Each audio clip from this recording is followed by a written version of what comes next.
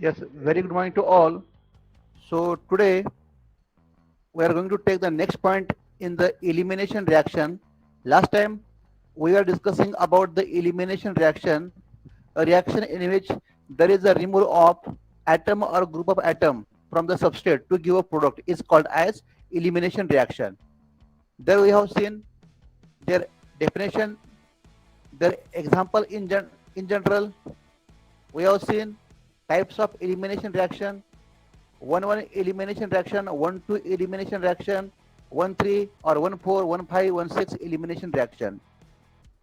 We have seen their definition and their examples. Also, we have seen 1 2 elimination reaction and beta elimination reaction. So, when there is a removal of hydrogen from the beta carbon atom, then it is called as a beta elimination reaction. And we have seen 1 2 elimination reaction can be explained by the three mechanism: E2 mechanism, then E1 mechanism, and E1 CB mechanism, right? So this is about the mechanism, and we have to learn in detail about only E1, E2, and E1 CB mechanism. Same thing we are going to study with examples. So let us see. That is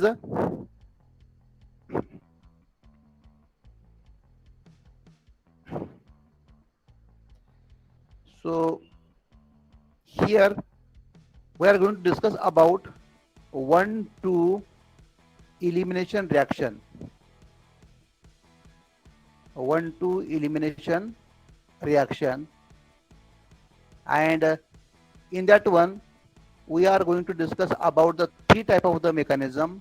One is E2 mechanism, second is the E1 mechanism, and third one is the E1 CB mechanism. E1 CB mechanism.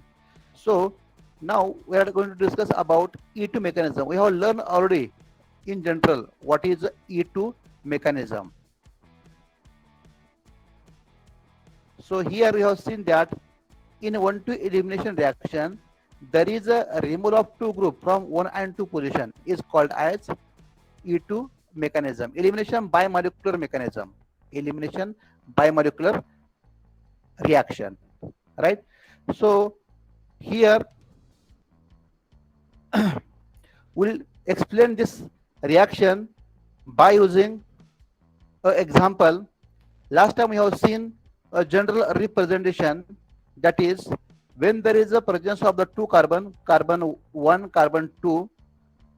So here the valency of the carbon is 4, and we can label this carbon as alpha carbon and beta carbon atom. And here there is a X halogen, or in general X group directly attached to the alpha carbon atom, and on beta carbon atom there is a hydrogen atom. Okay, so what happens in the presence of base?